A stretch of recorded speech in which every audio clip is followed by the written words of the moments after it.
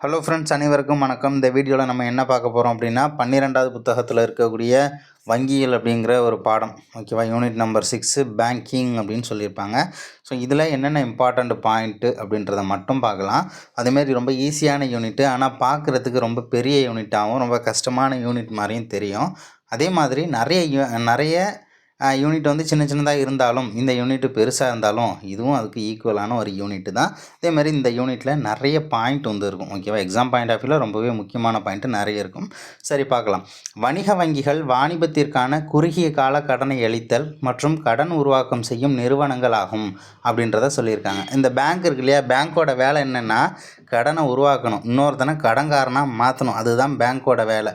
அப்போது தான் என்ன பண்ண முடியும், பேங்கிங்கை நடத்த முடியும். அப்போ பேங்க்கோட வேலை என்ன, ஊரில் இருக்கிறவனெல்லாம் கடன்காரனாக மாற்றுறது தான் இந்த பேங்க்கோட வேலை. கடனை கட்டலைன்னா என்ன பண்ணுவாங்க, கல் எடுத்துக்கிட்டு துரத்திட்டு நிற்க வேண்டியதான். அவங்க கடனை கட்டல, இவ்வளோ வாங்கியிருக்காங்க அப்படின்லாம் சொல்லிட்டு நிறைய காமெடி சீன்லாம் பார்த்துருப்போம் இல்லையா. ஸோ அப்போ கடனை கொடுத்துட்டு என்ன பண்ணுவாங்க, கல் எடுத்து துரத்திக்கிட்டு இருப்பாங்க. கல்பட்சன் அப்படின்னு சொல்லிட்டு என்ன பண்ணலாம், லிங்க் பண்ணிக்கோங்க. ஸோ அடுத்தது என்ன அப்படின்னா, வணிகத்தின் முதுகெலும்பு அப்படின்னா பேங்கிங் செக்டர் தான், வங்கித்துறை அப்படின்றத சொல்லியிருக்காங்க. மைய வங்கியின் தோற்ற வரலாறு என்ன இருக்குது அப்படின்னு பார்ப்போம். 1157ஆம் ஆண்டு துவங்கப்பட்ட வெனிசு வங்கியே உலகின் முதல் கடன் நிதி வழங்கும் வங்கி அப்படின்றத சொல்லியிருக்காங்க. உலகத்தோட முதல் கடன் நிதி வழங்கும் வங்கியாக இருந்தது எது அப்படின்னா வெனிசு பேங்க்கு 1157. அதே மாதிரி 1656 நிறுவப்பட்ட ஒரு பிரைவேட் பேங்க்ல இருந்து தோன்றியது தான் உலகின் முதல் மைய வங்கியான ஸ்வீடன் நாட்டு ரிக்ஸ் பேங்க் அப்படின்றத சொல்லியிருக்காங்க. அப்போ உலகத்தோட முதல் ரிசர்வ் பேங்க் எது அப்படின்னா ரிக்ஸ் பேங்க். ஓகேவா? எந்த நாட்டை சேர்ந்தது அப்படின்னா ஸ்வீடன் நாட்டுடைய ரிக்ஸ் பேங்க். ஓகேவா? ஸோ அப்போ ரிஸ்க் எடுத்தோம்னா என்ன பண்ணலாம், ஸ்வீட் சாப்பிட்லாம். ஓகேவா? ரிஸ்க் எடுத்து எதுலையாச்சும் நம்ம ஜெயிச்சோன்னு வச்சுக்கோங்களேன், ஸ்வீட் கொடுப்பாங்க அப்படின்னு ஞாபகம் வச்சுக்கோங்க, ஏன்னா ஜெயிச்சிருவோம்ல.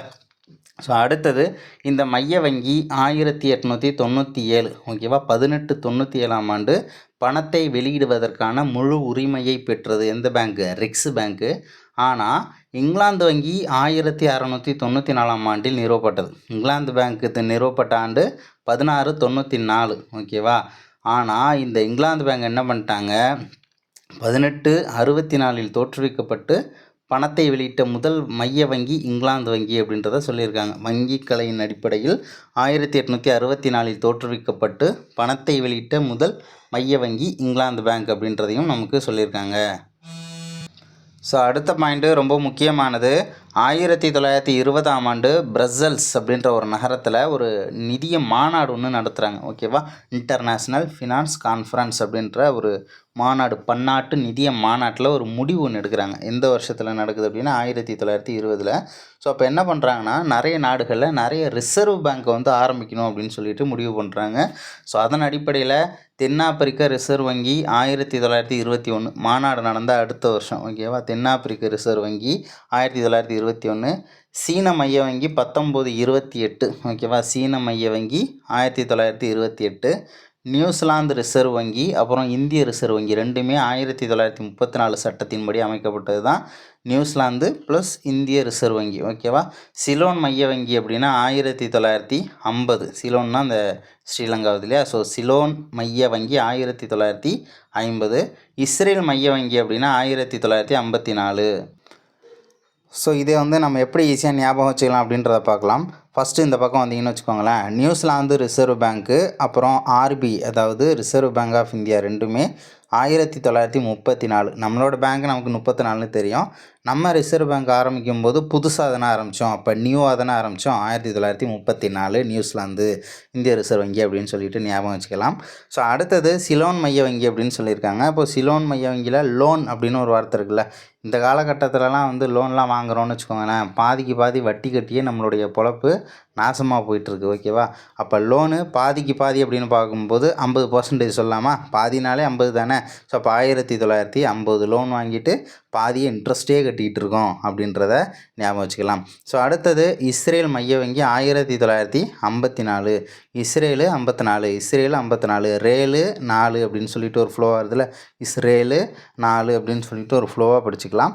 ஸோ அடுத்தது இங்கே வந்து பார்த்தோம்னா நமக்கு தென்னாப்பிரிக்க ரிசர்வ் வங்கி 1921 கொடுத்துருக்காங்க. மாநாட்டோட அடுத்த வருஷம் தானே 1921. அப்போ தென்னாப்பிரிக்க ரிசர்வ் வங்கி 1921. சீன மைய வங்கி 1928. ஸோ இதை வந்து எப்படி ஞாபகம் வச்சலாம்னு வச்சுக்கோங்களேன். இப்போ பிப்ரவரி மாதம்லாம் 28 நாள் தானே இருக்குது. ஸோ இருக்கக்கூடிய மாதத்துலேயே ரொம்ப செம்ம சீனான ஒரு மாதம் அப்படின்னா பிப்ரவரி மாதம் அப்படின்னு சொல்லலாம் இல்லையா. அப்போ சீன மைய வங்கி சீனா இருக்குது 28 நாள் கொண்ட பிப்ரவரி மாதம் சீனு, அப்புறம் 28 அப்படிங்கிறத நீங்கள் லிங்க் பண்ணிக்கலாம். மொத்தத்தில் இது மேட்சஸ்ஸு இந்த மாதிரி தனியாக கேட்டால் கூட நம்ம ஈஸியாக அடிக்கிற மாதிரி தான் இருக்கும்.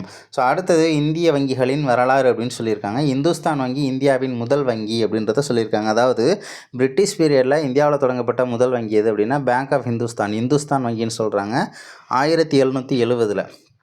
அடுத்தது இந்தியாவில் உள்ள வங்கிகள் அமைப்பு பிரசிடென்சி வங்கிகளால் கட்டுப்படுத்தப்பட்டும் ஆதிக்கம் செலுத்தப்பட்டும் வந்தது. அப்போ வந்து ஒரு 3 பிரசிடென்சி பேங்க் இருந்துச்சு. என்னென்ன அப்படின்னு பார்க்கும்போது ஒன்று வங்காள வங்கி, இன்னொன்று மும்பை வங்கி, 3வது சென்னை வங்கி. ஓகேவா. ஸோ இந்த 3 பேங்க்கையும் தான் சேர்த்து என்ன பண்ணியிருக்காங்க பிரசிடென்சி பேங்க் அப்படின்னு சொல்லியிருக்காங்க. அதாவது மொத்த சூப்பர்வைசிங் எல்லாம் இந்த பிரசிடென்சி பேங்க் தான் பார்த்துருக்காங்க. ஒன்று வங்காளம், மும்பை, சென்னை. நமக்கு தெரியல பெரிய பெரிய மாகாணமாக இருந்தது பிரிட்டிஷ் பீரியடில். ஒன்று வங்காளம், இன்னொன்று பாம்பே அதாவது மும்பை, இன்னொன்று சென்னை மாகாணம்னு சொல்லுவோம் இல்லையா. ஸோ அங்கே இருக்கக்கூடிய பேங்க் தான். வங்காள வங்கி 1806 அமைக்கப்பட்டது. 40 மும்பை வங்கி, அதே மாதிரி சென்னை வங்கி 1843. ஓகேவா. ஸோ இதை கூட நம்ம எப்படி ஈஸியாக ஷார்ட்கட்டாக ஞாபகம் வச்சுக்கலாம் அப்படின்னா மும்பை திட்டம், பாம்பே திட்டம்னு ஒன்று வந்திருக்கும் தெரியா, திட்டமிடல பாம்பே திட்டம்னு வரும்ல. ஸோ இப்போ பாம்பே பேங்க் வந்து அதுவும் 1940 வரும். பாம்பே திட்டம் 1940. அதுவே மும்பை வங்கி பேங்க் ஆஃப் பாம்பே அப்படின்னா 1840. ஓகேவா. ஒரு 100 வருஷம் தான். 40 தான் நமக்கு ஒரே மாதிரி தான் வருது. ஸோ அடுத்தது வங்காளம் அப்படின்னு பார்க்கும்போது 1806. ஓகே. அடுத்த பாயிண்ட் வந்து இந்தியாவோட நீளமான ஆறு கங்கை, பிரம்மபுத்திராலாம் எந்த இடத்துல போய் வங்காள விரிகுடாவில் கலக்குது அப்படின்னா வங்காளத்தை தாண்டி தான் போயிட்டு கலக்குது. ஓகேவா. வங்காளம், பங்களாதேஷ், ஸோ இந்த பகுதியில் தான் போயிட்டு கலக்குது நமக்கு தெரியும். ஸோ இப்போ வங்காளம் அப்படின்னு பார்க்கும்போது ஓகேவா. இப்போ வங்காளத்தில் நிறைய பெரிய பெரிய ஆறுகள் ஓடுது அப்படின்னு சொல்லிட்டு லிங்க் பண்ணிக்கோங்க. ஓகேவா. 1806 வங்காளம் எல்லாமே 1800களில் தானே வருது. அப்போ பாம்பே திட்டம் 40, இங்கே மும்பை வங்கியும் 40, இங்கே 1840. அதேமாதிரி சென்னை வங்கி 1843. ஸோ இது எல்லாத்தையும் சேர்த்து என்ன சொல்லியிருக்காங்க பிரசிடென்சி பேங்க் அப்படின்னு சொல்லியிருக்காங்க. எல்லாத்தையுமே என்ன பண்ணுறாங்க ஒருங்கிணைக்கிறாங்க. 1921 ஒருங்கிணைக்கிறாங்க. அதாவது இந்த மாநாடு நடந்தால் அடுத்த வருஷம் 1921 ஒருங்கிணைச்சு அதுக்கப்புறம் பேரை மாற்றுறாங்க 1955. ஓகேவா. 1955 இந்திய இம்பீரியல் வங்கி அப்படின்னு சொல்லிட்டு ஒருங்கிணைச்சிட்டு ஸோ அடுத்தது அதோட பேரை மாற்றுறாங்க ஸ்டேட் பேங்க் ஆஃப் இந்தியா அப்படின்னு சொல்லிட்டு மாற்றுறாங்க இந்திய ஸ்டேட் வங்கி. ஓகேவா. 1921 ஒருங்கிணைக்கப்பட்ட இந்த பிரசிடென்சி பேங்க்கு இந்திய இம்பீரியல் பேங்க் அப்படின்னு சொல்லிட்டு அழைக்கப்பட்டது. ஸோ அதனுடைய பெயர் மாற்றம் 1955 இந்திய ஸ்டேட் வங்கி என மாற்றம் செய்யப்பட்டது அப்படின்றதையும் மார்க் பண்ணிக்கோங்க, ரொம்ப முக்கியமானது. ஸோ அடுத்தது என்னென்ன பாயிண்ட் அப்படின்றத சொல்லியிருக்கலாம். இப்போ வணிக வங்கியோட பணிகள் அப்படின்னு பார்க்கும்போது அதாவது பேங்க்கோட ஒர்க்கு என்ன அப்படின்னு பார்க்கும்போது அது 3ஆக பிரிக்கிறாங்க. ஒன்று ப்ரைமரி, இன்னொன்று செகண்டரி, இன்னொன்று அதர்ஸ் அப்படின்னு சொல்லிட்டு பிரிக்கிறாங்க. ஒன்று முதன்மை பணிகள், அடுத்தது 2ஆம் நிலை பணிகள், ஸோ அடுத்தது 3ஆம் நிலை பணிக்கு பதிலாக இதர பணிகள் அப்படின்னு சொல்லியிருக்காங்க. இப்போ முதன்மை பணின்னு வச்சுக்கோங்களேன். பேங்க்கோட ஃபஸ்ட்டு வேலை என்னப்பா வைப்புகளை பெறுதல், கடன் வழங்குதல். நான் போயிட்டு ஒரு பாஸ்புக்கில் என்னோடய அக்கௌண்ட்டில் நான் பணம் போட்டால் அந்த பணத்தை பேங்க்குக்காரன் வாங்கிப்பான். ஓகேவா. அதே மாதிரி நான் லோன் கேட்டேன் எனக்கு எலிஜிபிலிட்டி இருந்துச்சுன்னா எனக்கு கடன் கொடுப்பான். ஓகேவா. அந்த 2 வேலை தான் அவனுக்கு ஃபஸ்ட்டு வேலையே. எல்லாருக்கும் தெரிஞ்ச நம்ம அது தானே பண்ணுறோம். இப்போது ஒன்று பேங்க்குக்கு போனால் பணத்தை சேவிங்ஸில் அக்கௌண்ட்டில் போடுறதுக்காக போகிறோம், இன்னொன்று லோன் வாங்குறதுக்கு போகிறோம். அதுதான் அவனோட ஃபஸ்ட்டு வேலை. செகண்டுன்னு பார்த்தோம்னு வச்சுக்கோங்களேன் முகமை பணிகள், பொது பயன்பாட்டு பணிகள், நிதிகளை இடம் மாற்றுதல், கடன் உற்பத்தி செய்தல், இதெல்லாம் சொல்கிறாங்க. ஓகேவா. அந்த கிரெடிட் கார்டு மூலமாக பணம் தர்றது. அதே மாதிரி இப்போ வந்து நான் வேலையில் இருக்கேன். ஸோ என்னோடய சம்பளத்தை வந்து கவர்மெண்ட்டுக்கிட்டேருந்து பேங்க்குக்கு போய் பேங்க்லேருந்து என்னோடய அக்கௌண்ட்டுக்கு என்கிட்ட வருது இல்லையா. ஸோ இந்த மாதிரி இடையில ஒரு முகமை பணி செய்கிறது. அதே மாதிரி எங்கள் வீட்டு இபி சார்ஜை நான் இவங்கள யூஸ் பண்ணி பேங்கிங் யூஸ் பண்ணி என்ன பண்ணுறேன் நான் வந்து கட்டிக்கிறேன். சிலிண்டர் புக் பண்ணுறது, ஆன்லைன் பேமெண்ட் எல்லாமே நான் பண்ணிக்கிறேன் இல்லையா. ஸோ அது 2ஆம் நிலை பணிகள் அப்படின்றத சொல்லியிருக்காங்க. இப்போ முதன்மை பணிகள் அப்படின்னா ஜஸ்ட்டு தெரிஞ்சுக்கலாம். வைப்புகளை ஏற்றுக்கொள்ளுதல். இப்போ நான் போய் பேங்க்கில் போய்ட்டு பணம் வச்சோன்னு வச்சுக்கோங்களேன், ஒரு 2000 என் அக்கௌண்ட்டில் போடுறேன் அப்படின்னா அந்த அமௌண்ட்டை தான் வாங்கிப்பாங்க. ஓகேவா. அந்த இதில் 2 வகையான வைப்பு இருக்குது. ஒன்று கேட்பு வைப்பு, இன்னொன்று கால வைப்பு அப்படின்னு சொல்லியிருப்பாங்க. நான் சில அக்கௌண்ட்டு சொல்கிறோம் இல்லையா, சில அக்கௌண்ட்டில் வந்து நான் இப்போ 2000 போடுறேன் அப்படின்னா அந்த 2000 நான் எப்போ வேணாலும் எடுத்துக்கலாம். சில கால வைப்புலலாம் பார்த்தோன்னு வச்சுக்கோங்களேன், பர்மனெண்ட்டாக 5 வருஷத்துக்கு நான் எடுக்கவே முடியாது அப்படின்ற மாதிரி இருக்கும். அந்த 5 வருஷத்துக்கு பெர்மனெண்ட்டாக இருக்கும். நான் அதில் என்ன பண்ணணும், பணம் போட்டால் என்னால் இஷ்டத்துக்குலாம் எடுக்க முடியாது. அந்த மாதிரி 2 இருக்கு இல்லையா? ஸோ அதுதான் சொல்கிறாங்க கேட்பு வைப்பு, கால வைப்பு அப்படின்னு சொல்லியிருக்காங்க. அதில் 2 இருக்குது. ஸோ கேட்பு வைப்பு அப்படின்னா நான் எப்போ வேணாலும் பணத்தை எடுத்துக்கலாம். அதாவது பேங்க்கில் அந்த ஃபார்ம் இருக்கு இல்லையா? ஸோ அந்த ஃபார்மை யூஸ் பண்ணி எடுத்துக்கலாம். ஏடிஎம் கார்டு இருந்துச்சுன்னா ஏடிஎம் கார்டில் எடுத்துக்கலாம். ஸோ அதான் சொல்லியிருக்காங்க. சேவிங்ஸ் பேங்க்கு, கரண்ட் பேங்க் இதெல்லாம் சொல்கிறாங்க. கால வைப்பு அப்படின்னா நான் ஒரு 5 வருஷம் 6 வருஷத்துக்கு இருக்கணும் அப்படின்னு சொன்னால் என்னோட அந்த 5 வருஷம் 6 வருஷம் முடிஞ்சதுக்கப்புறம் தான் நான் அந்த பணத்தை எடுக்க முடியும். ஸோ அதுக்கு முன்னாடியெல்லாம் எடுக்க முடியாது. இஷ்டத்துக்குலாம் எடுக்க முடியாது அப்படின்றது நமக்கு தெரியும். இதெல்லாம் ஆல்ரெடி ரொம்ப பேசிக்காக இருக்கும். ஸோ அடுத்தது 2ஆம் நிலை பணிகளில் முகமை பணிகள், ஏஜென்சி ஃபங்க்ஷன் அப்படின்னு சொல்லியிருக்காங்க. ஸோ இப்போ காசோலையை பணமாக்குறது, செக்கை பணமாக மாற்றி பேங்க்கு தான் கொடுக்குறாங்க.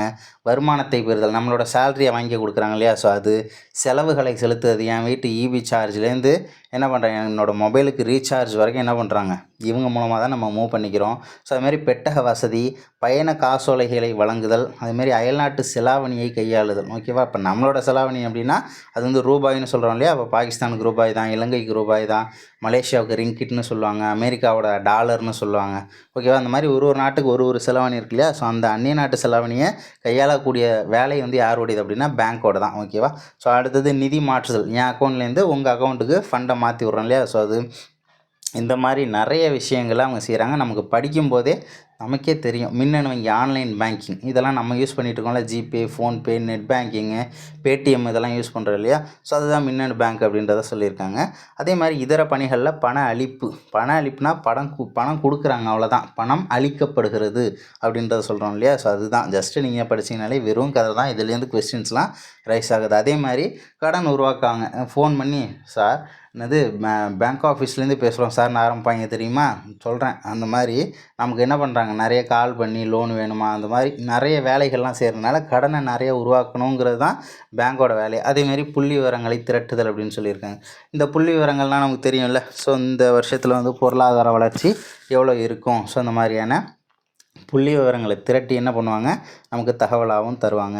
வங்கிகளின் கடன் உருவாக்கம் என்பது மிக முக்கியமான ஒரு செயல். ஓகே, பேங்க்கோட முக்கியமான வேலை எதுன்னு கேட்டாங்கன்னா கடனை உருவாக்கணும், கடன்காரனை உருவாக்கணும். ஓகேவா?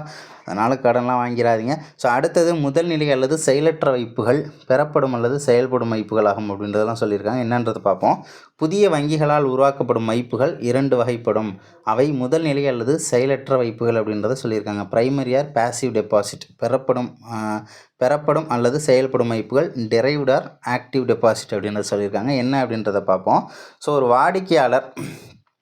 வாடிக்கையாளர் தனது ரொக்க பணத்தினை வங்கியில் செலுத்துகிறார் எனில் அவரது பெயரில் பற்று வைக்கப்படும்.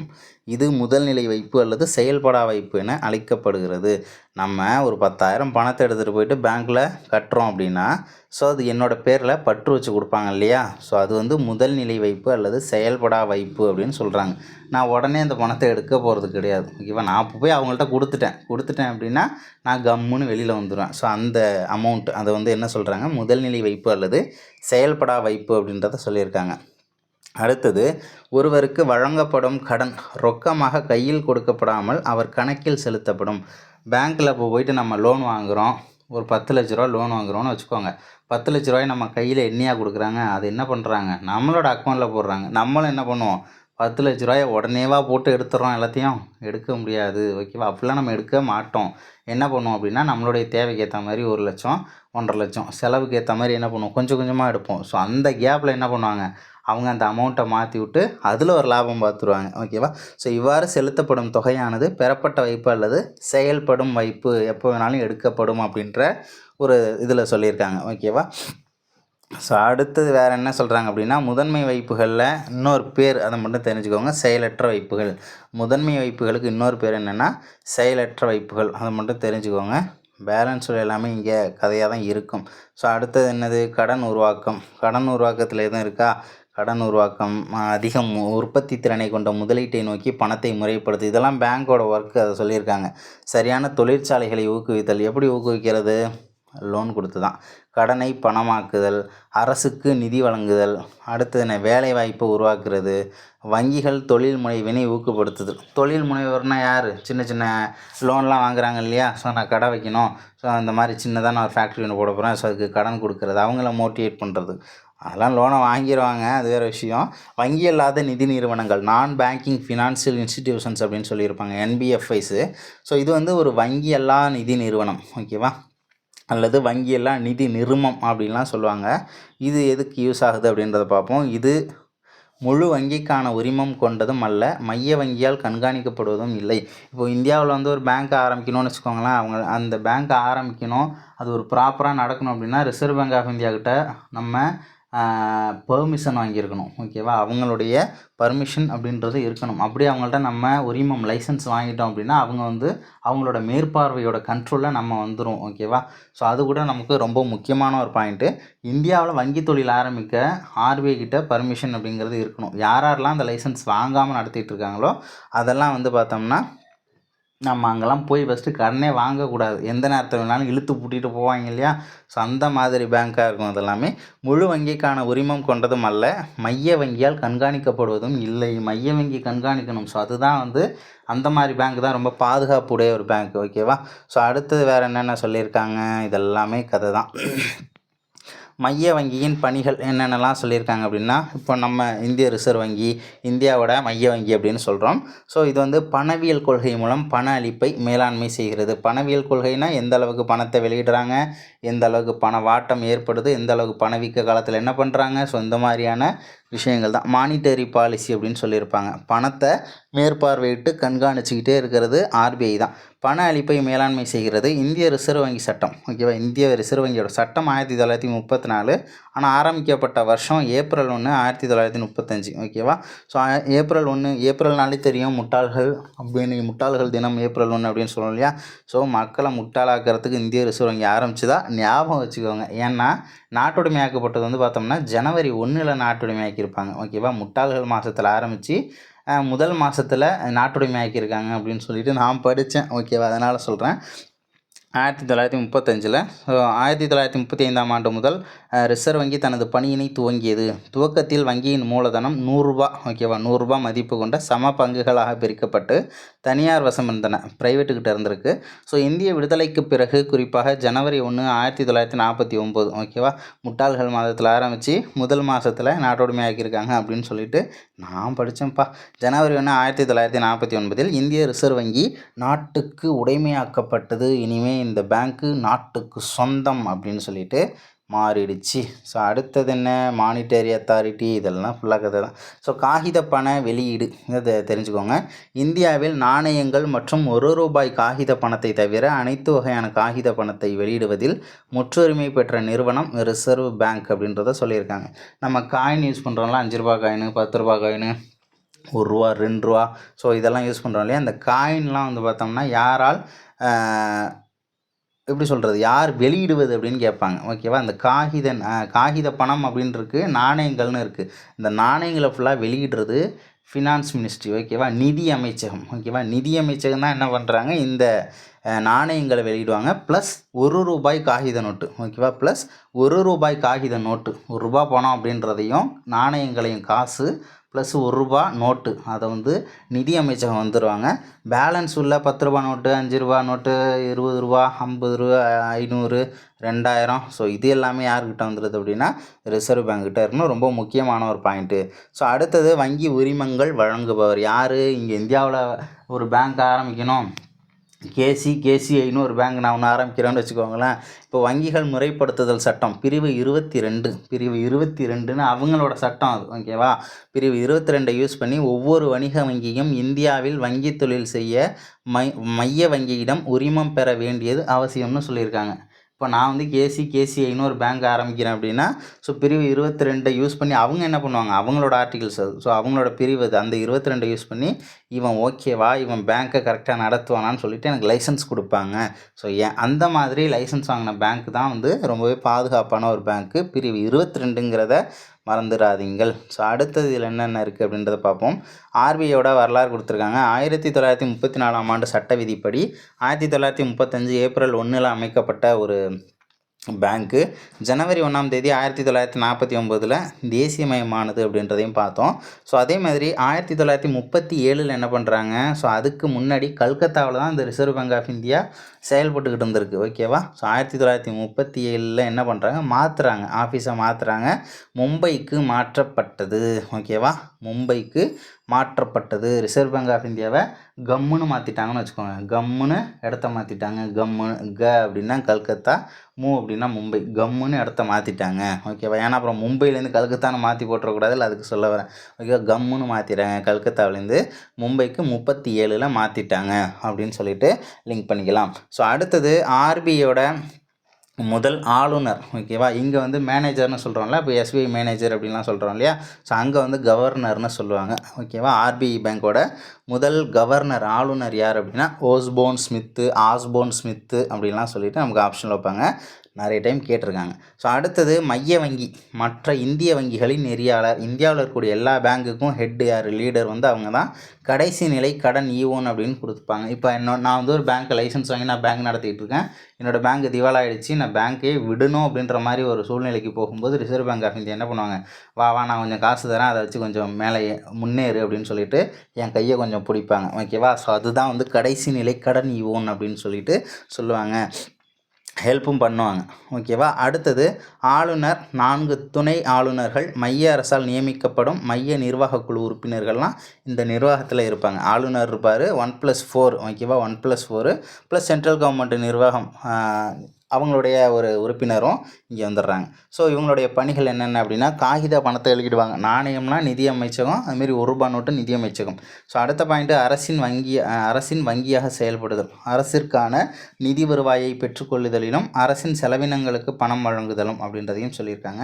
இந்திய வங்கி அமைப்புகளை நெறிப்படுத்துறது. இந்தியாவில் இருக்கக்கூடிய எல்லா பேங்க்குக்கும் ஒரு நெறி வழிகாட்டுறது. ஸோ அந்த மாதிரி வேலையெல்லாம் ஆர்பிஐ தான் செய்வாங்க. அயல்நாட்டு செலாவணியின் பாதுகாவலன் யார் அப்படின்னா Reserve Bank of India. So அடுத்தது கடனளிப்பை நெறிப்படுத்துதல். ஒரு பேங்க் எவ்வளோ வரைக்கும் இன்ட்ரெஸ்ட் கொடுக்கலாம் அப்படின்ற வரைக்கும் அவங்க தான் சொல்லுவாங்க. ஸோ அடுத்தது வேறு என்ன சொல்லியிருக்காங்க அப்படின்னா, 18ஆம் நூற்றாண்டில் காகித பணம் வெளியிடும் முறை துவங்கியது. தனியார் வங்கிகளான வங்காள வங்கி, மும்பை வங்கி, சென்னை வங்கிகள் முதலில் காகித பணத்தை அச்சடிச்சிருக்காங்க. ஷெர்ஷா சூரி நமக்கு தெரியும், இடையில சூரியவம்சத்தை இருந்த முகலாய மன்னர். முகலாய மன்னன் சொல்ல முடியாது, முகலாயர்களோட ஆட்சியில் இடையில வரக்கூடியவர். ஷெர்ஷா சூரி என்பவரால் ₹1 ஓகேவா, ரூபாய் 1க்கு 40 செம்பு நாணயங்கள் என்ற விகிதத்தில் முதல் ரூபாய் வெளியிடப்பட்டுள்ளது. சமஸ்கிருத சொல்லு தான் ரௌப்பியா அப்படின்னு சொல்லுவாங்க. இப்போ நம்ம ரூபாய்னு சொல்கிறோம் இல்லையா. ஸோ அதோட அடிப்படையான வார்த்தை வந்து ரௌப்பியான்னு சொல்லுவாங்க. அது ஒரு சமஸ்கிருத வார்த்தை. ஸோ இந்த ரௌப்பியா அப்படின்ற சமஸ்கிருத சொல்லிலிருந்து ரூபாய் என்ற வார்த்தை தோன்றியது.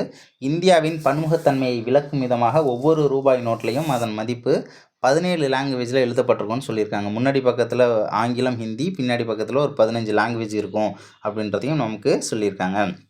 அதுமாதிரி பேங்க்குக்கெல்லாம் பேங்க் எதுனா ஆர்பிஐ தான். ஓகேவா. அதுமாரி கடைசி நிலை கடன் ஈவோன். நான் அங்கே சிம்பிளாக சொன்ன விஷயத்த இங்கே ஒரு பேராவாக கொடுத்துருப்பாங்க. ஓகேவா.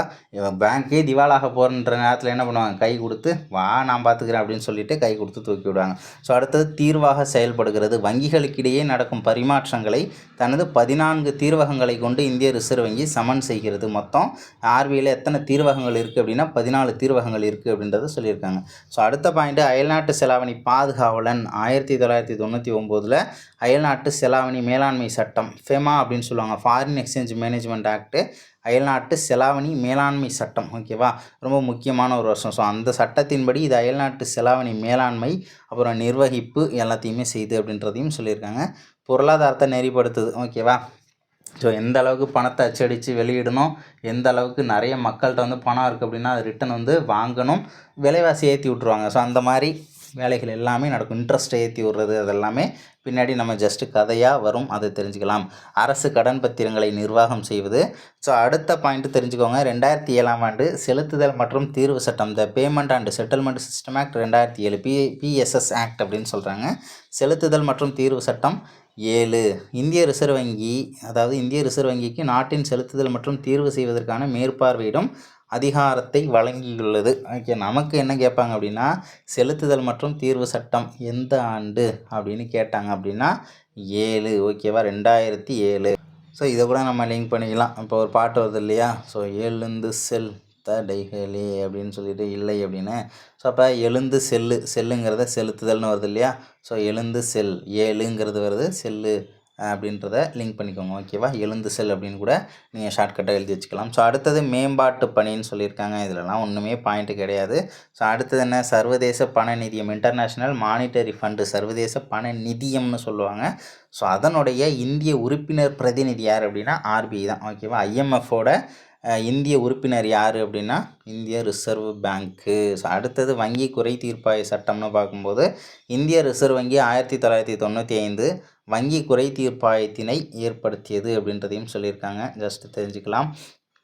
1934ஆம் ஆண்டின் இந்திய ரிசர்வ் வங்கி சட்டம், 1949ஆம் ஆண்டின் வங்கி நெறிமுறை சட்டம்.